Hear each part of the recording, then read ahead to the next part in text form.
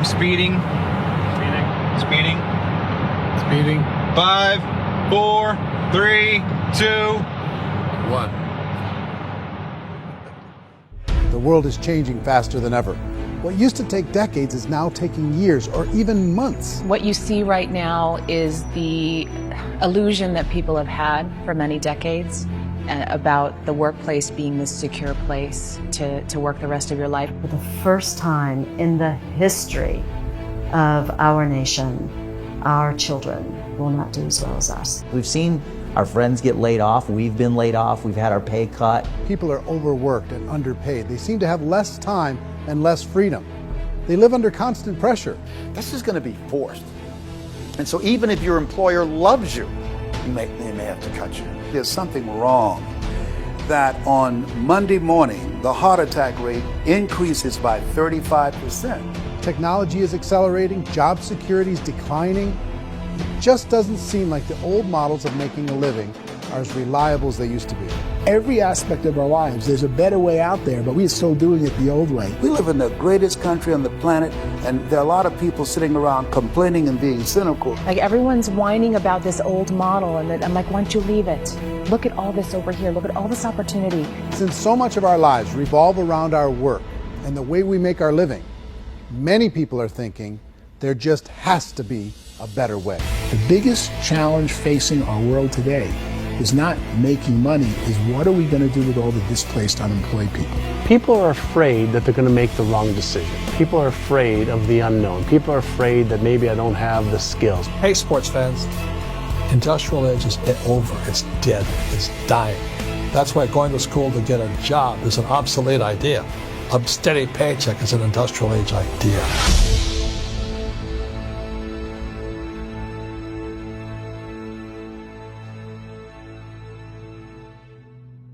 It's the search for answers that has brought us here together today. My name is Eric Worre, and for almost 30 years I've been an entrepreneur, struggling at times, but ultimately succeeding. As a best-selling author, speaker, and business owner, I've spent my entire career helping millions of people around the world to become entrepreneurs. And I believe strongly that there is, in fact, a better way when it comes to how we make a living. The career landscape has changed dramatically, and many are still working in a model that is completely out of date. What worked for previous generations isn't working as well for people today. In this film, we're going to explore 3 important questions. First, what's really going on in our working world today? Second, in this new economy, is it better to become an entrepreneur, or is it safer to work for someone else? And third, if a person decides to become an entrepreneur and start their own business, how can they do it without taking on massive risk? To help in this journey, I've brought together some of the greatest experts and thought leaders in the field of entrepreneurship to share the real facts with you. My intention is to give you new information that will allow you to make choices that are not limited by an old, outdated model. Let's start by understanding what's going on in our working world today.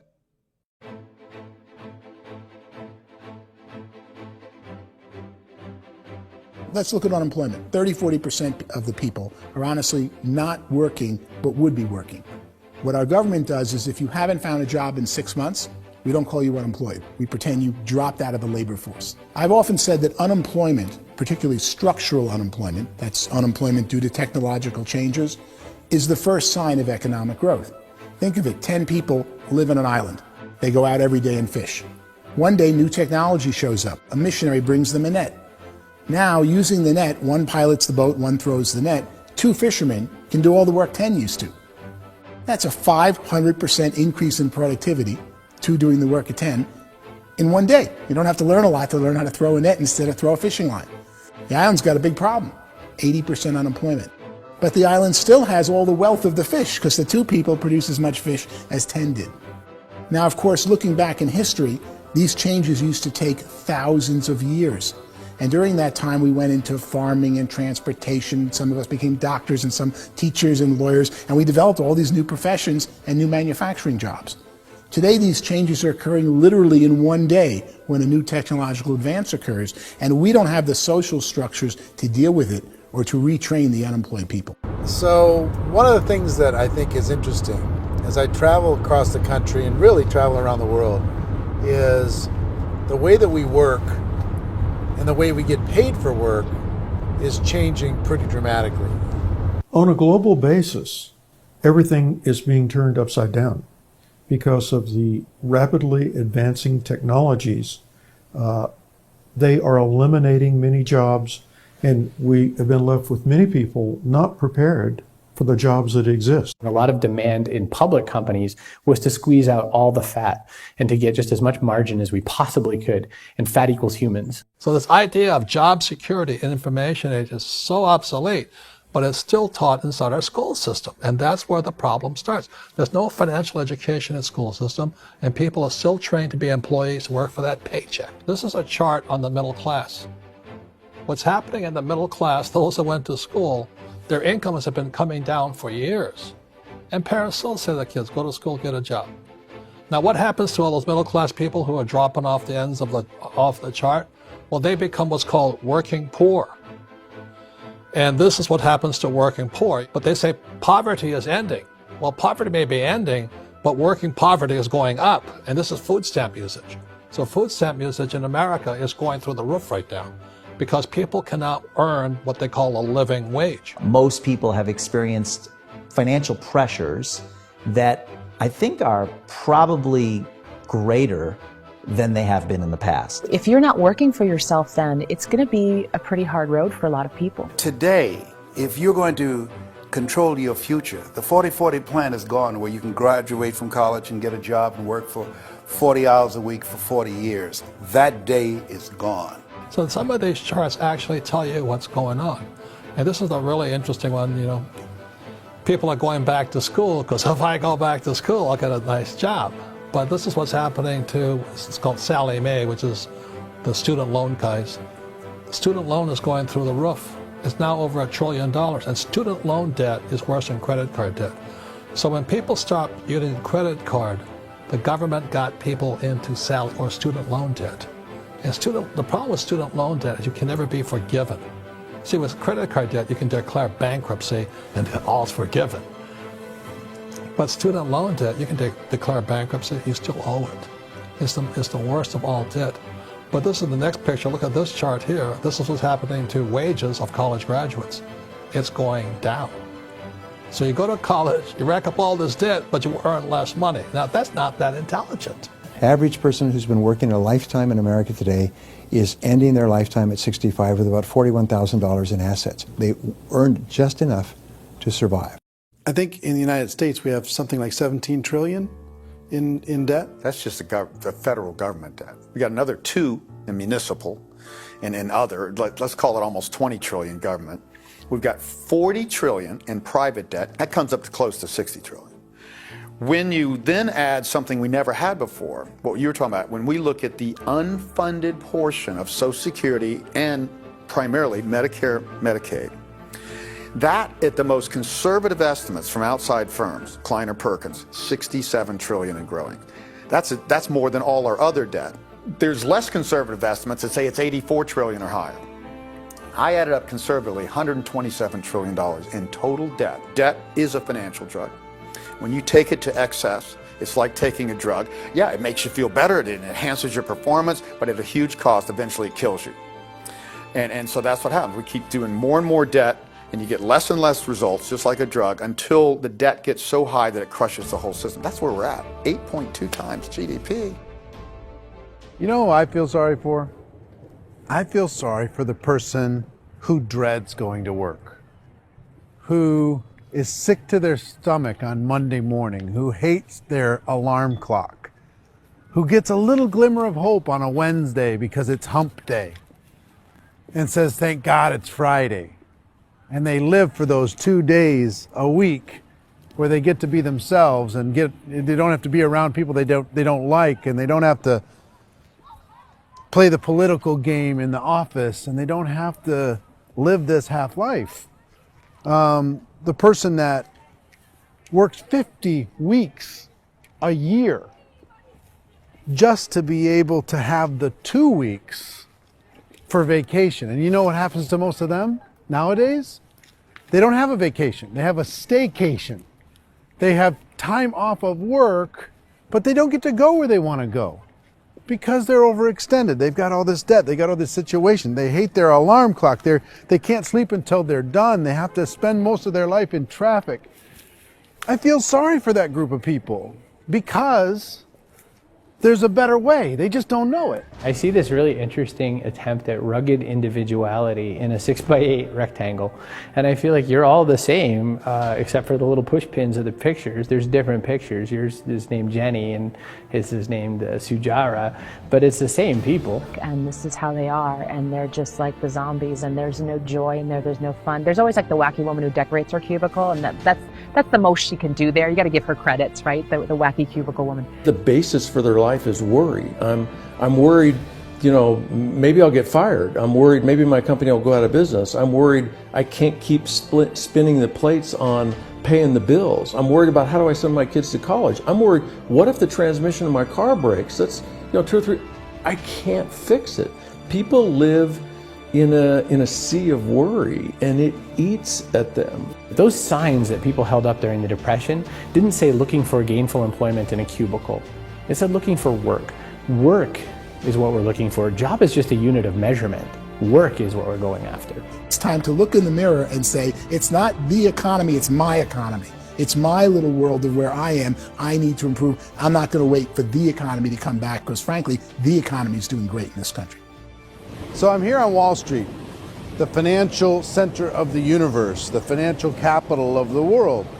This is where most people's money goes to at least be held for a time, right? With interest rates in banks being effectively zero, and many experts are predicting it's going to stay at zero for the next 10, 20, even 30 years, people feel like they don't have any choice but to put their future into equities, to put their future into the hands of other people on this stock market, and hope that the stock market goes up, hope that the stocks that their advisors pick or that they pick goes up. That's one way to go, I guess. It's my personal belief that if you put your future into the hands of yourself, in other words, you have earning power by yourself, I think you're a better investment than these guys. I think you controlling your future is a better option than handing over your retirement to these guys. The average household income in the United States is approximately $50,000 a year, what they call the middle class. To reach the top 25% of income earners, you'd need to earn at least $90,000 a year.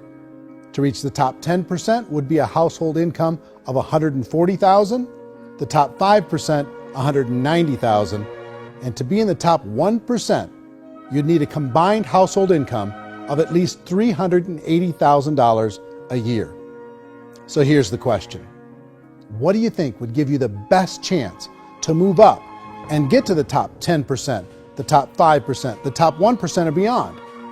In my opinion, and in the opinion of many, many experts, the answer is to become an entrepreneur, to become your own boss. I think you have to be a business owner. I can't, the only time I ever say to someone it'd be great to be an employee is when they've already told me they've surrendered. I only tell people who are wounded spiritually that they should be an employee. And it's that feeling that you get when you pick up the backpack off the little Cub Scout and say, "Don't worry, little guy, we'll get you back to the camp." You know, it is in no way a kindness when I tell someone they'd be a great employee. The other status symbol really increasingly is lifestyle. I mean, people can own their own business, maybe even work out of their house. That, I tell you, people admire that. Like, gosh, I wish I could do that. The spirit of the entrepreneur is to be a risk taker and to be resourceful and unstoppable and to have a vision of yourself beyond where you are and not willing to settle for life as it is. Think about the great entrepreneurs. They're visionary. They have heart. They're willing to do today what others won't so they can do tomorrow what others can't. Personally, I don't think of the new economy, the old economy. I create my own economy. The entrepreneur's in control. I decide what the economy is going to be like. In the world of entrepreneurship, there are no limits. you can make as much as you want, depending on how much you want to work and how smart you are and how great a team you put together. There's no more lifetime rewarding business than being an entrepreneur. Why in America, where anyone could be anything, would people want to give up their freedom and become effectively a modern-day slave, told shut up and be here every morning at 7:30, leave at 5:30, and do what I tell you? If people decide to become an entrepreneur and work for themselves, they have some traditional options, but they're riskier than you might think. Any kind of a retail business, retail build-outs, is extremely expensive.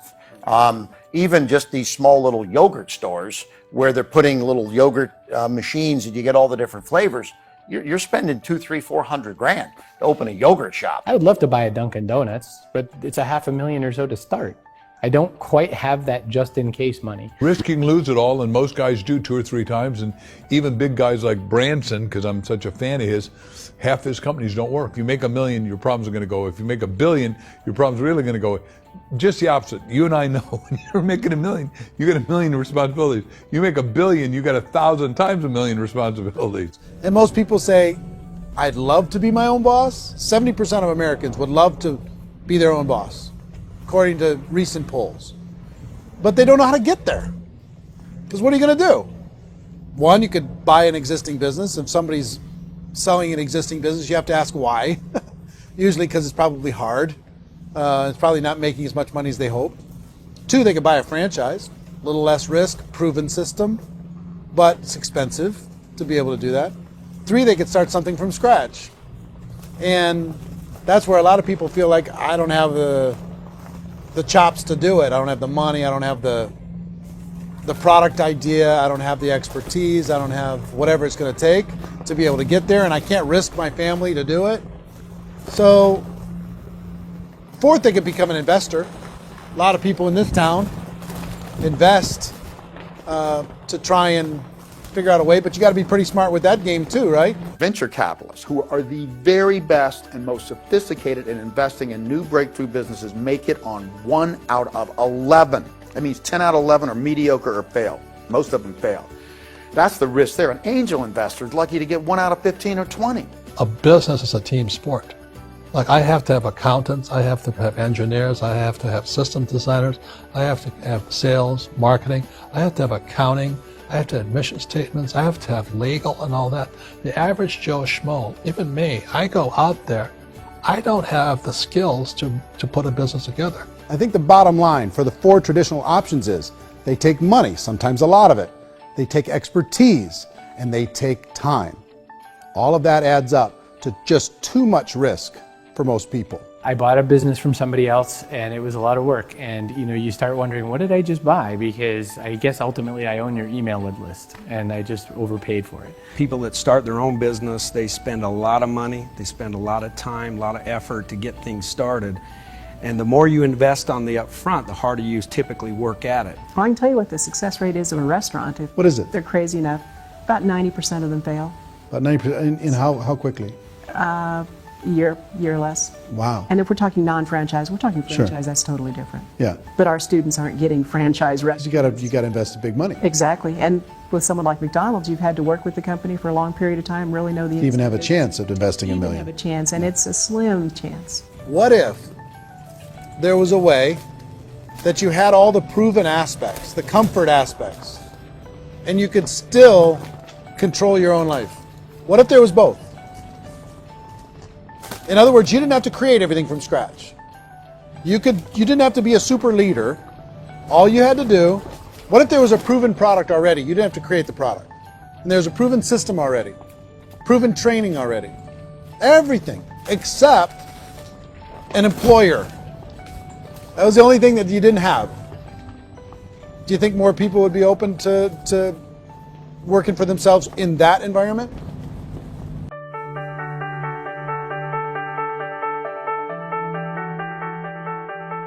In our search for a better way to make a living, we've come to the conclusion that becoming an entrepreneur is actually safer than being an employee. And through our look at the entrepreneurial options, one particular path kept coming up from expert after expert. And I think most people will find it surprising because it's certainly a non-traditional business model. That model is for people to start their own business and become an entrepreneur through the creation of a network marketing business. Some people call it direct selling because the product is being sold directly from the manufacturer to the end consumer, cutting out the middlemen.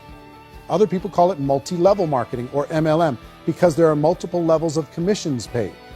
The most common term today is network marketing, because network marketing best describes using a large group of independent distributors, independent entrepreneurs, to move a product or service more efficiently.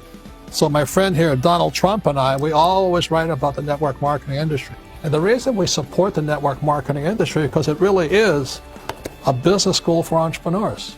Because most people come out of school looking for a paycheck. Oh, that's terrible. I went to network marketing like that.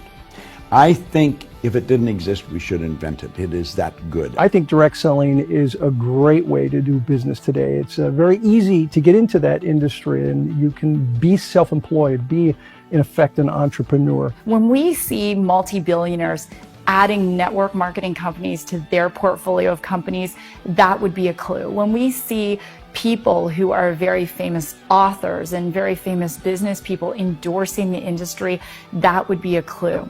These network marketing companies aren't $50 million companies, they're billions and billions of dollars. They lead the stock market, they're major companies. When we're going to get it?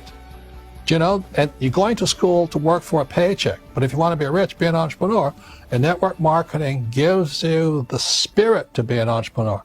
A traditional company will spend up to 50% of their total revenue on marketing. Network marketing companies use a different approach. Instead of having all that extensive marketing expense, they utilize a network of independent distributors to do the marketing for them. Now, why do they do this? First, because word-of-mouth advertising is so much more effective today than traditional media advertising. Second, some products need to be explained or demonstrated, and an independent salesperson can do that more effectively than an ad campaign. Third, it's completely efficient. The company only pays for the marketing of their product if a sale happens and not before.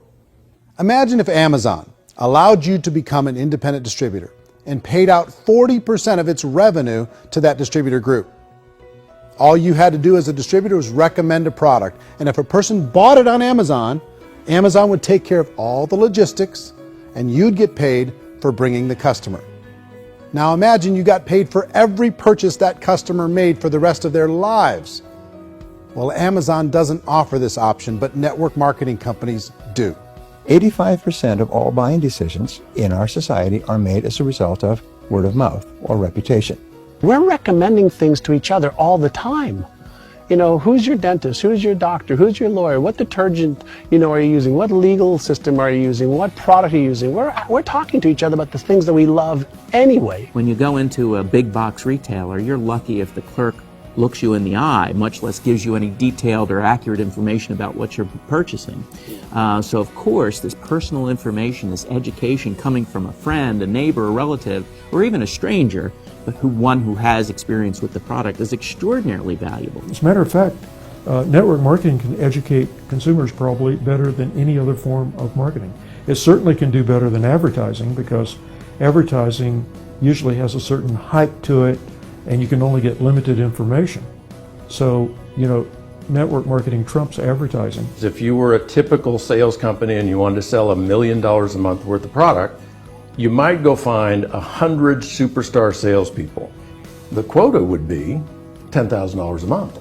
So network marketing as a distribution system just flips the numbers. So we use 10,000 happy, raving fans of a particular product, and we don't concern ourselves so much with how much product each one of them individually sells. If they sell just $100 or $200 a month, and there's 10,000 of them, you're selling $1 million to $2 million a month worth of product. And that's the best way I can explain how network marketing works. This is the marketing arm of the company. There's not money being wasted on bricks and mortar. There's not money being wasted on inventory that's sitting stagnant somewhere. There's not of employees standing around that don't have customers. These are people that are going to connect with customers. These companies allow people to become independent distributors for extremely low cost and with no minimum time or sales quota. Essentially, they own their own business and can provide as much or as little sales as they choose.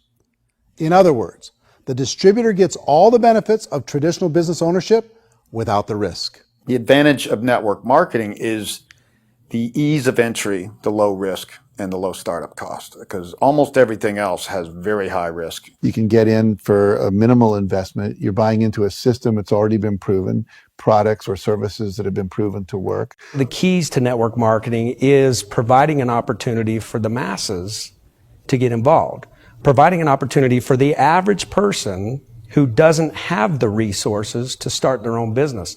All of this so far is fairly straightforward, but network marketing offers another benefit, and it's this benefit that makes it so interesting for entrepreneurs.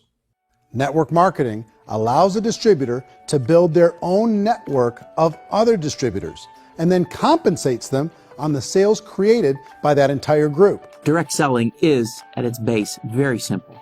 It's the sale of a product or service to an individual on a face-to-face, one-on-one basis, just the way we're talking right now.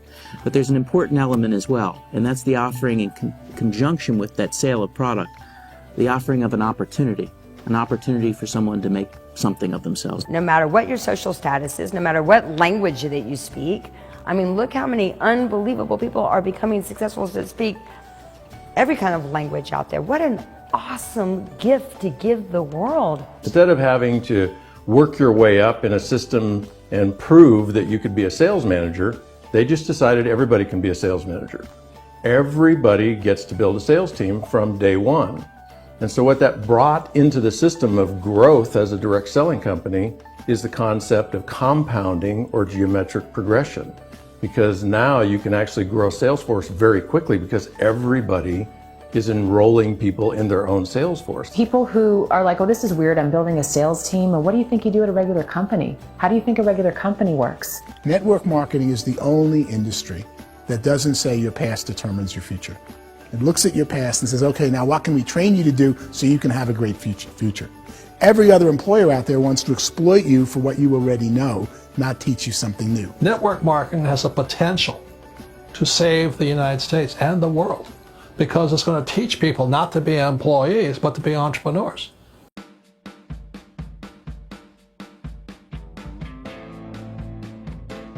According to the Direct Selling Association, if you add up all the network marketing companies around the world, they combine to do over $178 billion a year in retail sales. To give you an idea of how big that really is, the NFL, the National Football League, does approximately $9 billion a year. The music industry does a little more than $16 billion a year, and the movie industry does about $80 billion a year. Using a conservative average, network marketing companies pay their distributors about 40% of that $178 billion in the form of commissions, which adds up to more than $71 billion a year. That's almost $6 billion a month. It's almost $200 million in commissions every single day. So it's certainly working, and people are making serious money in network marketing. With the growth of the direct selling industry over the last 10, 15, 20 years, we've seen a broader understanding of the channel. We have seen more and more people getting involved in the business, so our penetration in the marketplace has increased, and thus the understanding in the marketplace of who we are has increased. And we've seen non-direct selling companies look at the direct selling model and say, something's going on there. People are making money, companies are being profitable, individuals are being motivated, product is being delivered to market. Maybe we should explore this. Some people think only the people at the top make money. Well, let's take a look at that as well. In the network marketing profession, there are roughly 500 people in the world who earn over $1 million a year.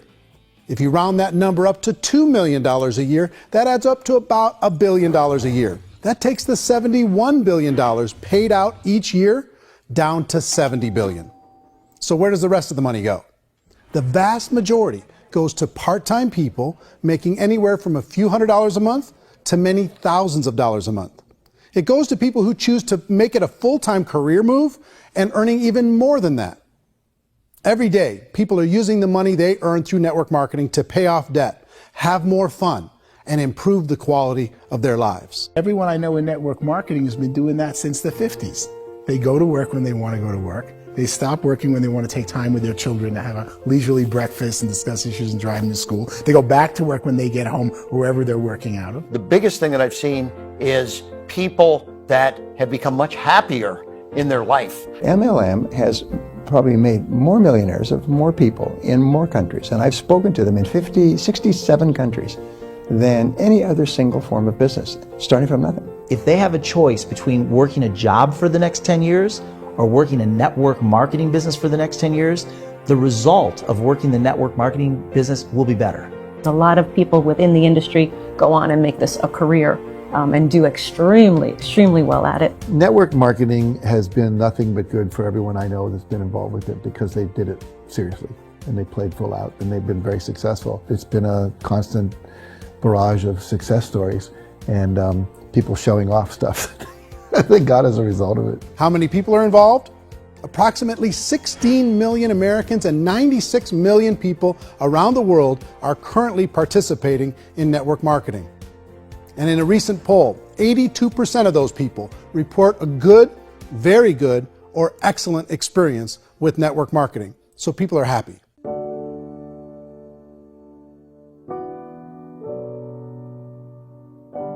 So I've taken a look at the network marketing profession and really tried to understand why so many people are confused as to the validity of this as a business. One is this pyramid shape. People get really messed up with this pyramid. Oh, it's one of those pyramid things. So I just think there are a lot of haters out there who really don't understand the industry and say, oh, it's a get-rich-quick scheme. It's a pyramid. Well, corporate America is a pyramid scheme. You know what I mean? It goes like this. You have thousands of MBAs, let's say working for Ford or General Motors or Coca-Cola. If all these MBAs are all trying to get to here, that's a pyramid. Only one guy's going to make it. Every 10 years, one's going to make it. Whereas you look at network marketing, it's like this. So you're here, and your job is to develop other CEOs coming up behind you. So it's an inverse pyramid. In network marketing, it's a very simple concept. If you sell product, you get paid. It is paid based on production. There is no first mover's advantage. There is no investment component where the more somebody spends, the more they're entitled to make. So the two are polar opposites of each other. Doesn't matter what shape the company is or the compensation plan is shaped, whether it's a circle or a pyramid or a triangle or a trapezoid, it doesn't matter. If compensation is coming primarily from recruitment, then you've got a problem. On the other hand, if an operation is basing their compensation to participants on the basis of sales, even when those sales are generated by people you've recruited, well, then you're a perfectly legitimate enterprise. That's the legal test, it's the practical test. Another issue that's been true in the past that is no longer true now is people used to be in network marketing loaded up with products that they couldn't sell and they ended up a loser. They ended up with a bunch of product in their garage, they ended up with a bunch of products sitting in their kitchen shelves or whatever, and they thought they could sell it and then they weren't willing to or able to sell it and they ended up with a bunch of stuff and they were bitter about it. There was this thing called front loading where you had to buy if you bought $25,000 worth of product, you got better commissions and all this. Today, it's almost all done by computer. It's direct mail, comes from a warehouse somewhere else. You don't have to have all this inventory. You don't have to stock up. It's a paperless world now. Most of it's done online. You have a back office. It really works. And I mean, the technology has changed everything. Third issue is people start talking about 99% of people in network marketing don't make any money. Well, we've talked about that over the course of this journey together. Almost $200 million a day is being paid out to network marketing distributors around the world. The naysayers, the people who say that it doesn't work, are usually the ones who just don't know how to make it work for themselves. And so they're giving you an opinion, and I tell people, don't confuse people's opinions with expertise, because opinions are free. And don't confuse sincerity with the truth, because people can be sincerely wrong. But here's the reality inside of network marketing. The vast majority of people that get involved in network marketing just become customers, and they get involved to be able to purchase product at a lower price. If you take Costco as an example, if a person goes into Costco and gets a membership to Costco so they can get a lower price on the product, we don't call that person a loser because they have a bunch of product that they walked out with with a smile on their face. Yet when some people want to take a look at network marketing, they say, well, those people, they're just using the product and they aren't earning an income, so they must be a loser. They're not a loser, they're a happy customer. That's the vast majority of people that are involved in network marketing. Now, a smaller percentage of those people decide to go build a business. They earn $300 a month, $500 a month, $1,000, $2,000. That's the bulk of earnings in network marketing. And then there's the few that really decide to take it serious, really decide to build a large network, really work to make that network very, very productive. And those people make huge amounts of money and there's no cap. What I do as an outside economist, just somebody looking at this industry like any other industry I speak and say, look, what's the realities of this? 1% do incredibly well. 10% generate some additional income at pretty low risk and effort, that's fine. And 90% of people roughly end up customers. One thing that I think is real when it comes to people's perceptions about network marketing is people put this, and distributors, I think, involved in network marketing have some responsibility for this.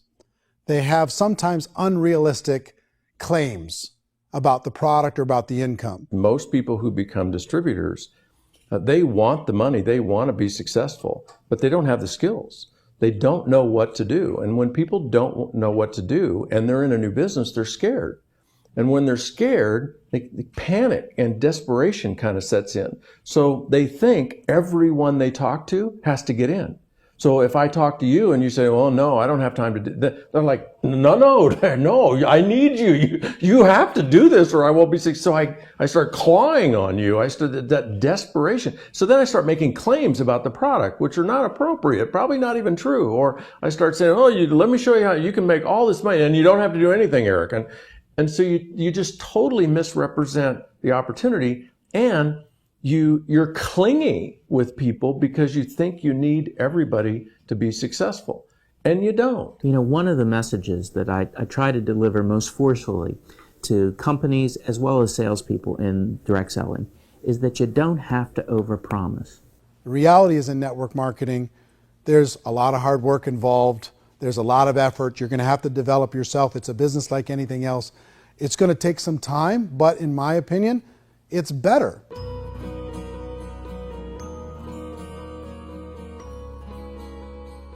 It's light years better for people starting today than it was even 5 years ago. I think it's more widely accepted now, and people understand it is a business. It is being an entrepreneur. It is being a business owner. Our belief system is based upon our evaluation of something. And frequently, if we reevaluate a situation, our belief about that situation will change. The industry has changed and it's grown up. It's totally transformed. You've got young people today that have grown up with social media, and they understand networks. They understand how people are connected through technology, and they understand how money flows through those networks. So when they see network marketing, they don't see it the way their parents saw it. And we've all learned, the larger industry that you represent, has all learned from those mistakes and flaws and errors that have happened early on. Early algorithms didn't work the right way. That's all fixed. It's like when they design a computer program, they design the program, then they run it, and then they go back through and they debug it. The MLM industry has been debugged. This is the day of being virtual, being able to run a business from your mobile phone. I mean, it's incredible. Companies are getting smarter. They're implementing more consumer protections. They're implementing more compliance training. They're doing more with respect to product research. If you do get involved and you make purchases of inventory, even on a voluntary basis, if you decide that this business is not for you, you can leave and have that inventory repurchased by the company. There's no other business that offers that kind of protection on a voluntary, self-regulatory basis.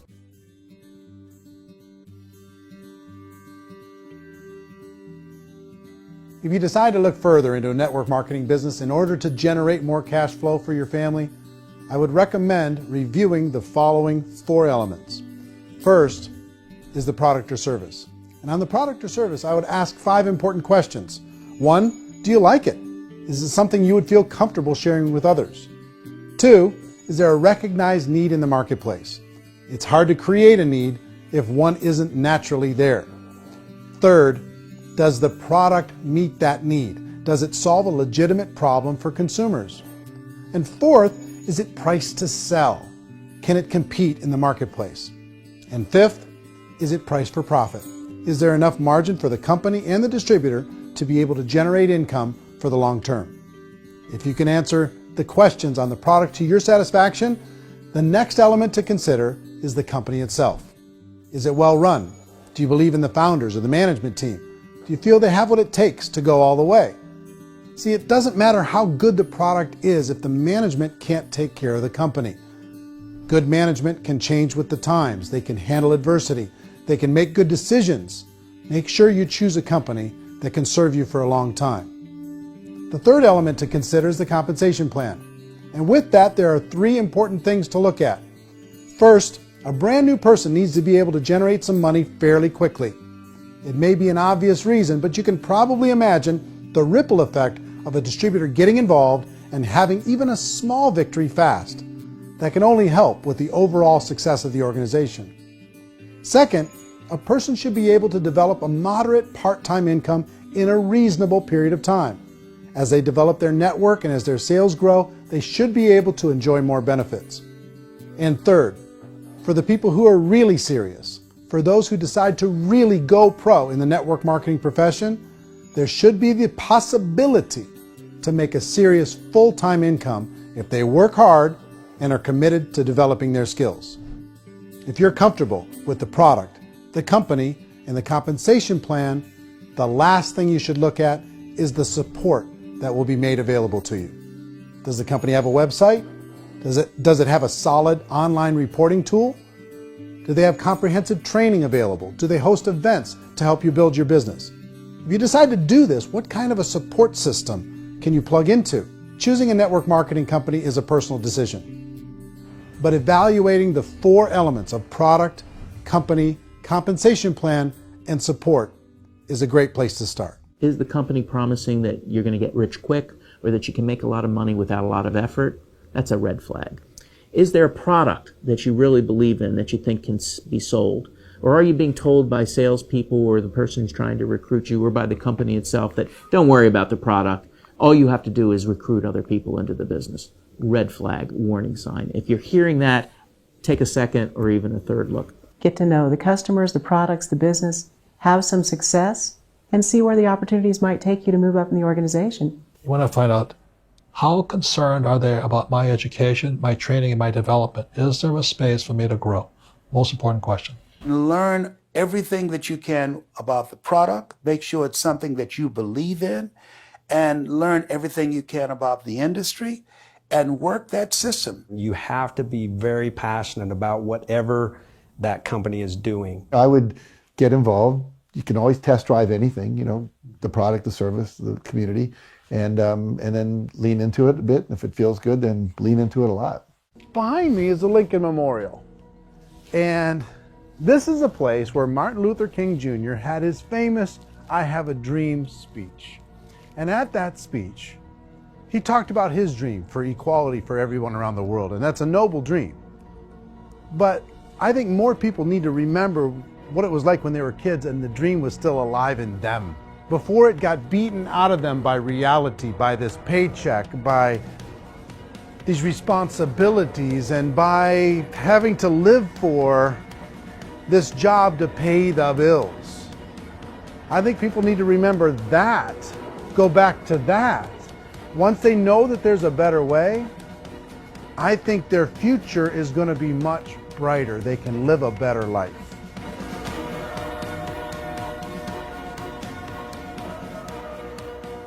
So if you're considering getting involved in a network marketing company, let me offer you just a few pieces of advice. First, network marketing isn't perfect. It's emotional, it's challenging. Like any entrepreneurial venture, it can have its up days and its down days. But if you have an entrepreneurial bone in your body, it's just better. Second, if you're gonna do it, decide to be professional. Decide to go pro. It's better to do that than just be this amateur sticking your toe in the water. Third, as any professional, you're gonna have to learn some new skills. And I promise you, inside of the network marketing profession, they're not too difficult to learn. Fourth, like anything worthwhile, it's gonna take some time. Don't expect that you're going to get to the finish line right out of the gate. And fifth, it's worth it. It's worth it to be able to take charge of your life again. It's worth it to be able to control your own financial situation. It's worth it for the people you're going to be able to spend time with.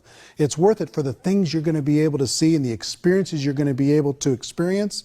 It's worth it for the causes you're going to be able to contribute to, the lives you're going to be able to touch, the customers you're going to be able to help, the friendships you're going to be able to develop. I promise you, it's worth it. Remember, most people are searching for answers just like you are. But I do have to tell you the catch to network marketing. If there is a catch, if you want to understand this from an emotional point of view, people say, well, it sounds too good to be true. It's not, it's hard work. But here's the catch. Most people still don't understand it. So you're going to have to endure the loss of social esteem from ignorant people. The uneducated will think less of you. Now, if you can handle that, you're on your way. If that's going to destroy you, you know what? Entrepreneurship in general probably isn't in your future. If you can face that catch, you can become unstoppable. I want everyone to really contemplate this if they're not in network marketing. You're in a job, you probably have a mortgage, you have rent, you have debt, whatever's going on. You're in a prison. You work just hard enough to keep them from firing you, and they pay you just enough to keep you from quitting. Come on! I've been there, done that, and bought that t-shirt. In network marketing, if you run into failure, it's really just a homework lesson for yourself. There's no one to blame. You really have no excuse not to be successful. You just don't. People don't want to hear that, but there's so much available to you. If you want to be a good network marketer, be a student to the people above you, be a fellow traveler to the people on the same level, and be a teacher to those below, and know when it's appropriate to do which. People who are not afraid of asking people to buy things, or not afraid of persuading people with a chance they may say no, these people own the future. Nothing happens until something moves. So you got to go move, you got to go do something, or nothing's going to change in your life. In the beginning, you're going to do a lot of things that you don't get paid for. But as you go down the road, you get paid for a lot of things that you don't do. And your job is rehabilitate the spirit, the entrepreneur spirit in all of us. Get it back. Either give it a strong yes or a strong no, but no wishy-washy, dilly-dally stuff in the middle.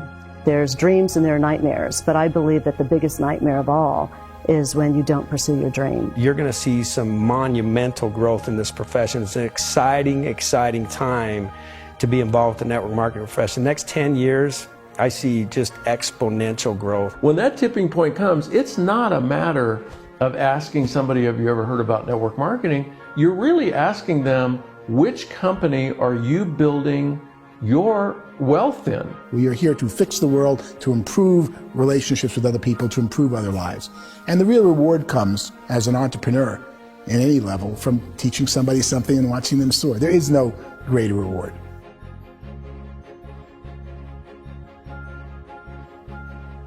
Life's too short to spend it living someone else's dream instead of your own.